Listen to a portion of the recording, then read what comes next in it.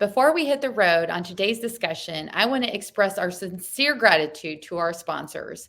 Without their support, this podcast wouldn't be possible. So, a big shout out to our investors, Advanced Training Systems, Averitt, Forward Air, Walmart, XPO Logistics, and the National Transportation Institute. Thank you for your commitment in advancing the trucking community. So, buckle up and get ready for an insightful journey into all things next-gen trucking, your road to the future.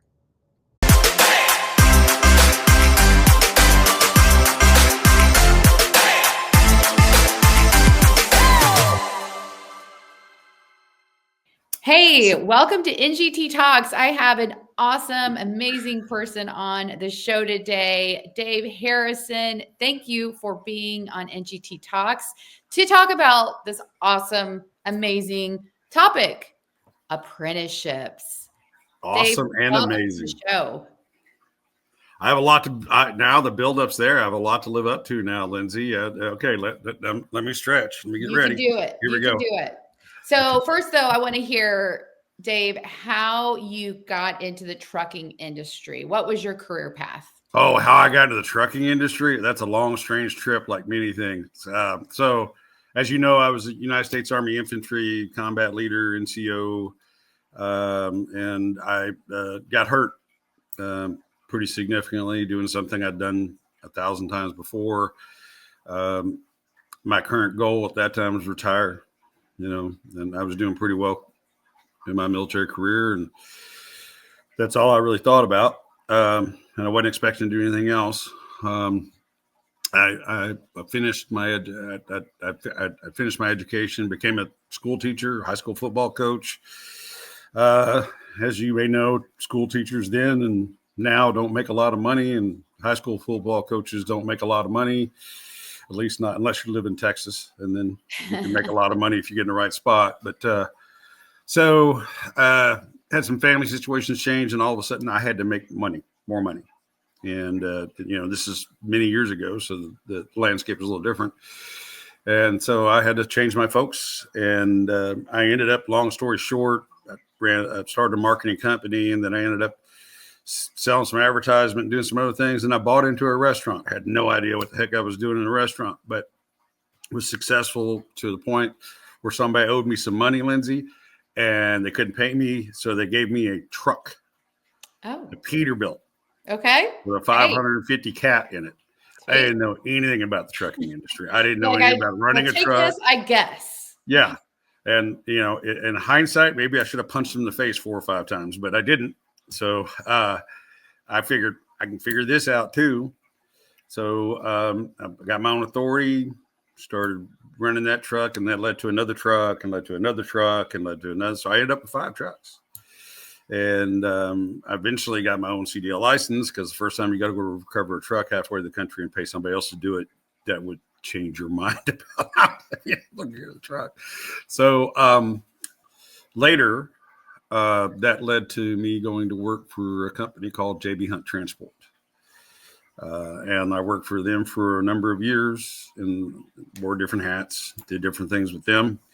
And that eventually led me to, I'd written a paper about the aging of the driving workforce called, the Silver Tsunami.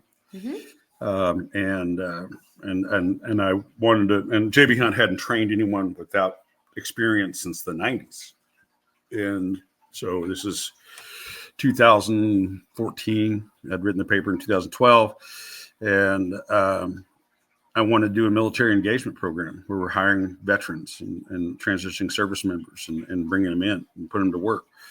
It seemed like the smartest thing for us to do. And so they bought into it, asked me what I needed to do it, and turned me loose. I'm grateful for that. So we had a mission to hire 10,000 veterans in 5 years.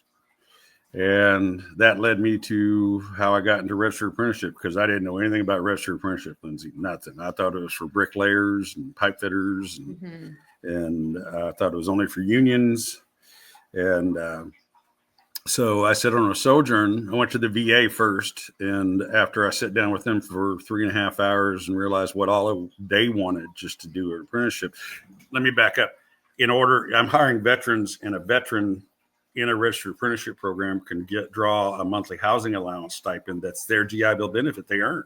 Mm-hmm. So I'm like, if I'm hiring veterans and I want to train them and I want to keep them, why I'm claiming to be vet ready, vet friendly, and all these things, then I should provide them the GI Bill benefit they earned. Absolutely. Right. So, I'm like, okay, we're going to do this. So that's really what got me into it, is I can do this by being an apprenticeship provider. So then I started studying.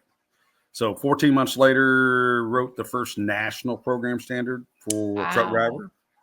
Cool. There had been previous standards, state level programs. Werner was the very first one. I don't want to take credit. I'm not taking credit for the very first one ever done, but I did write the first national one. Mm-hmm. And then, so because we had brought several elements from the transportation industry together with the Department of Labor in ways the Department of Labor had not been able to do, the idea of industry intermediaries were kind of born, and that kind of engagement. And then the Department of Labor reached out and said, hey, look, we would like to expand that kind of capacity and role because it produces, it helps people, basically, to cut it down real small. You're getting a real long answer to your question. I know, I love it though. I'm learning new things about you. Yeah. So, and then so so that led me to the current role I'm in, that I've been in since 2016.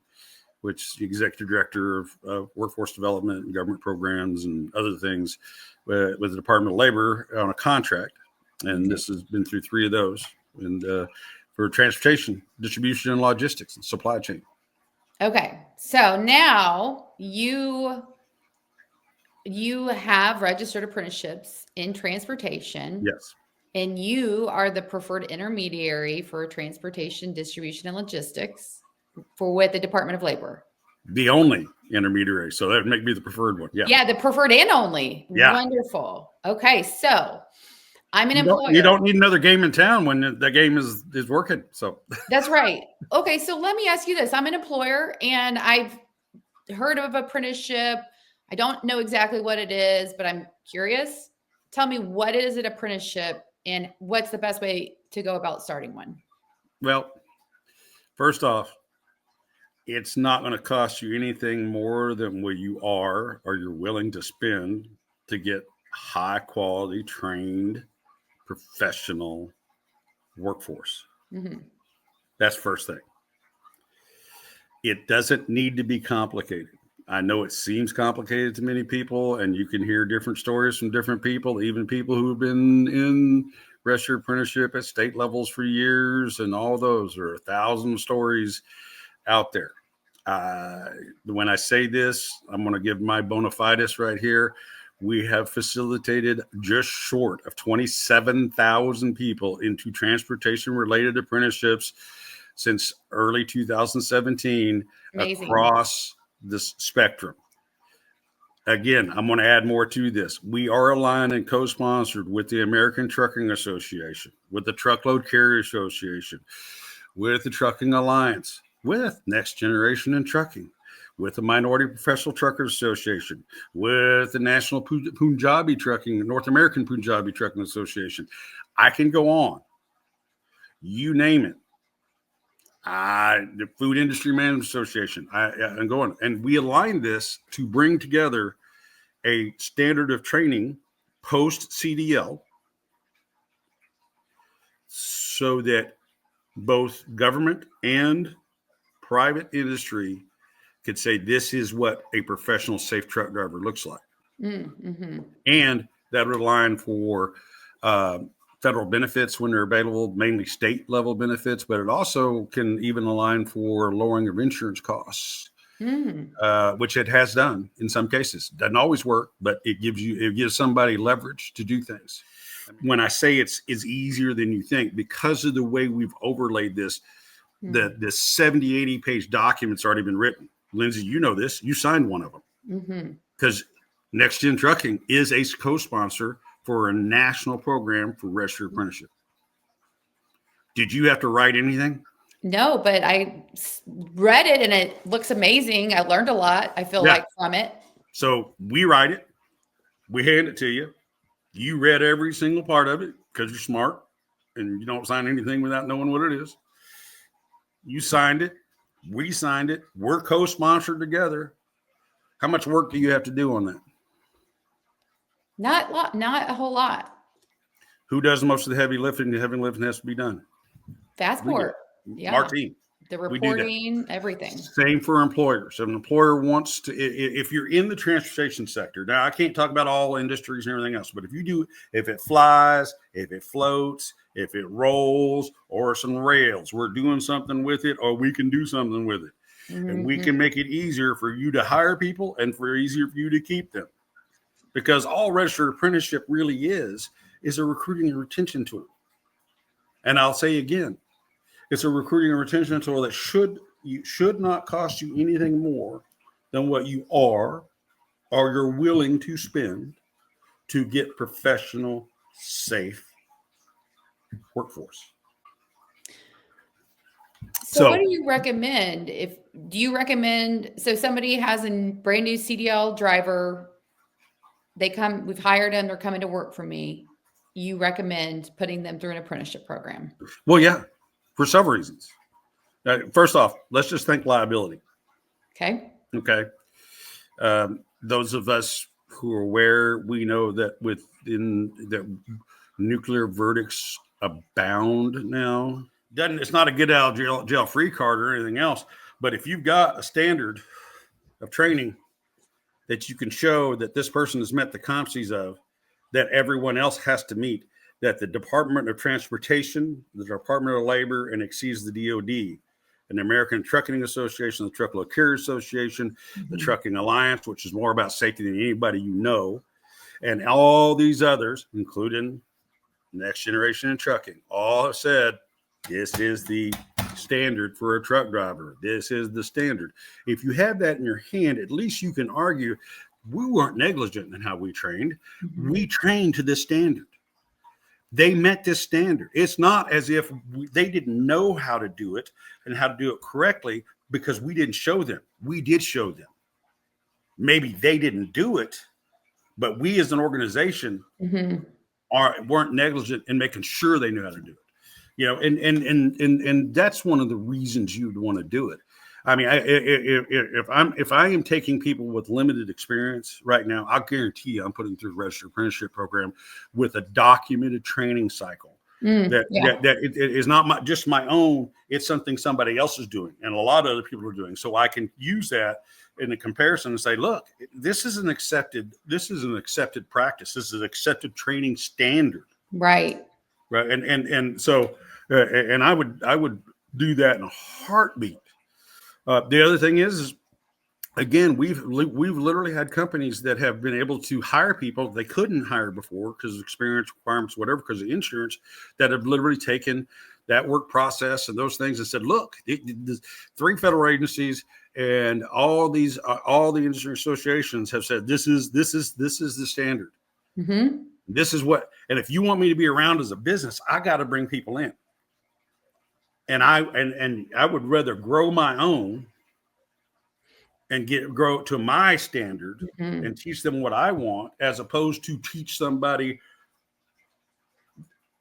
to correct bad habits. When you say, if you're looking for a way to train people to be what you want them to be, you need to be able to do that with your own with your own touch on it. And if you can train to a standard that people have agreed upon, there you go. Here's the other thing about this.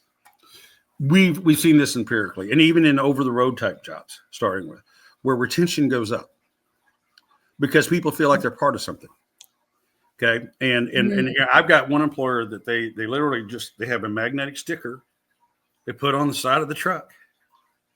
And they call it their gold program. They don't call it an apprenticeship program. I don't care what you call it. You can call it the flying duck program. I don't care. You just meet the guidelines which are very minimal because the way we manage it and all that. I don't care what you call it. They call it their gold program, and they literally have somebody fairly high up in the food chain. You know, hey, here you go. You're part of our gold program. We appreciate you.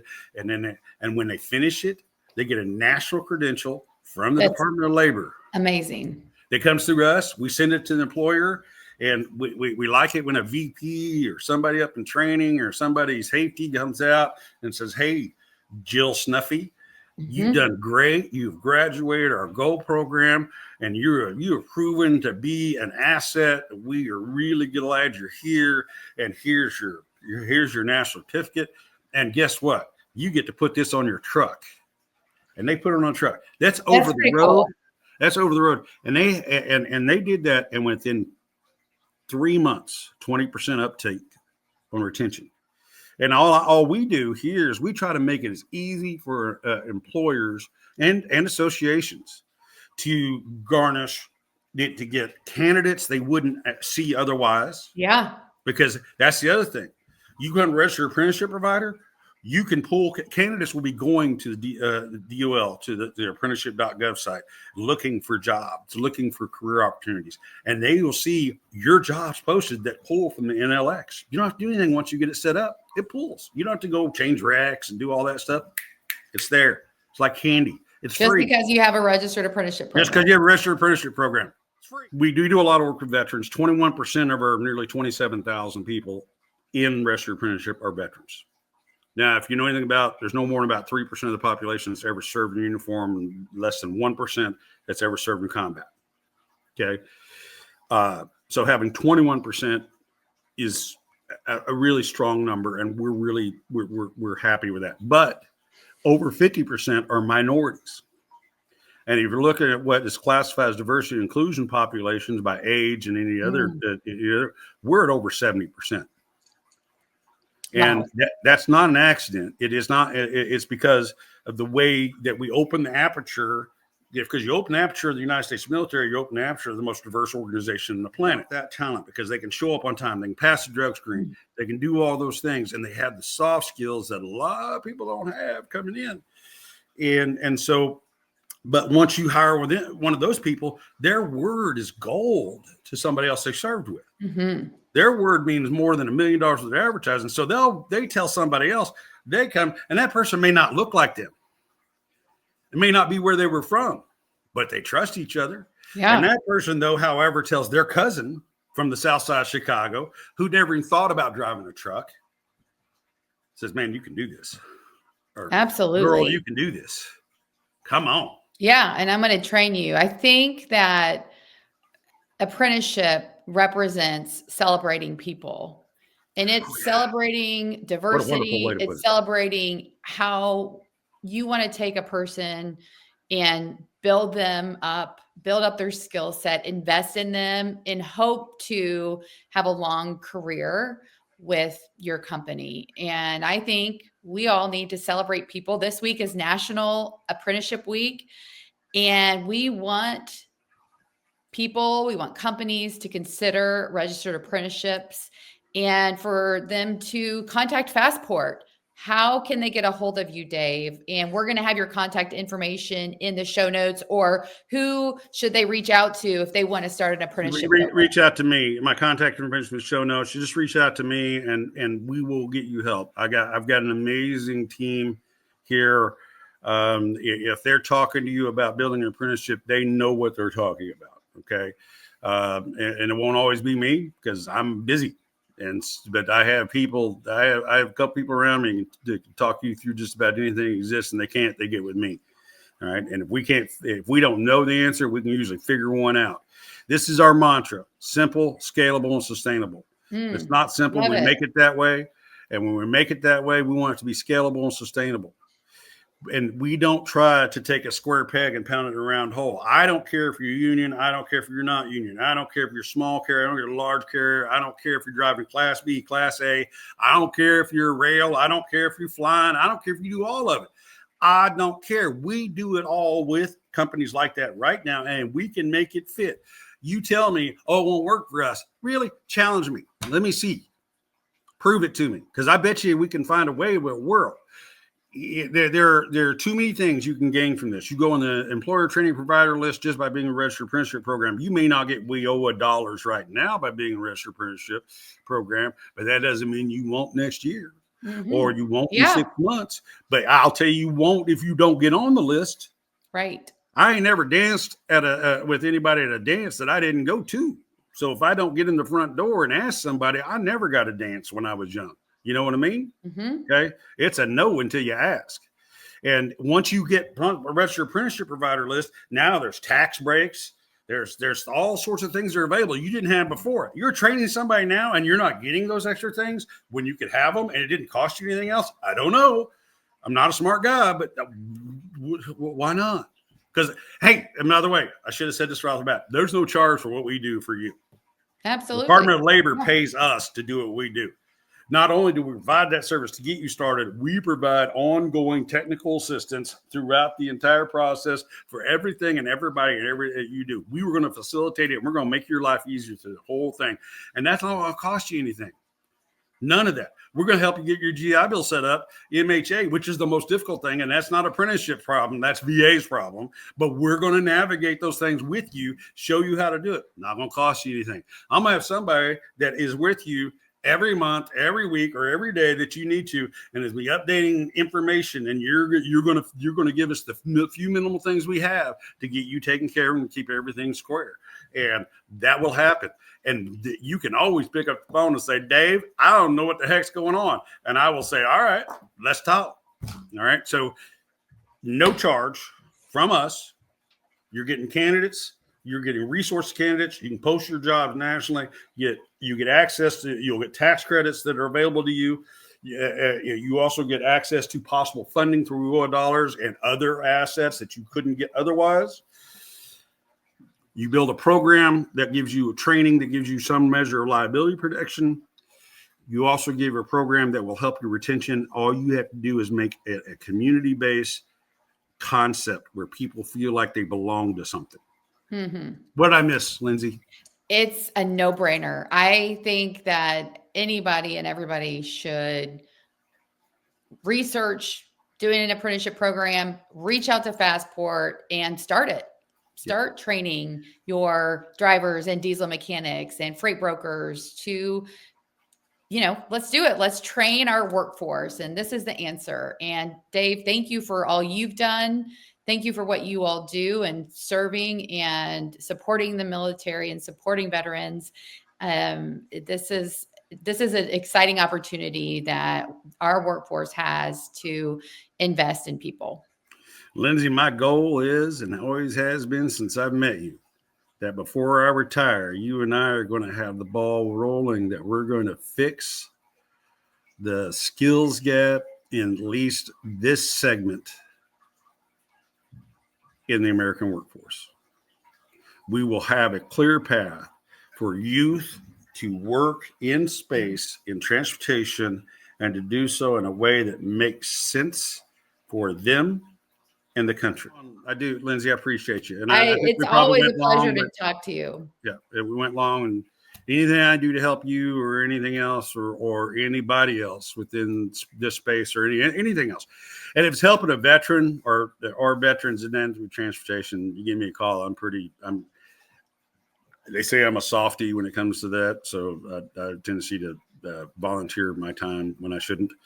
So if it's literally going to help veterans or something like that, or especially youth trying to get into programs or things like that where there have been barriers, if there's anything we can do, we will try. So don't hesitate to reach out. My contact information will be available. No charge for what we do, and we will do everything we can to help you. Incredible. Well, Dave, thank you, and we appreciate Fastport and your commitment to next gen trucking and building up our future workforce. So thanks for all you do. Thank you for your time, Lindsey, and thank you for giving me the opportunity. I'd love to help anybody we can.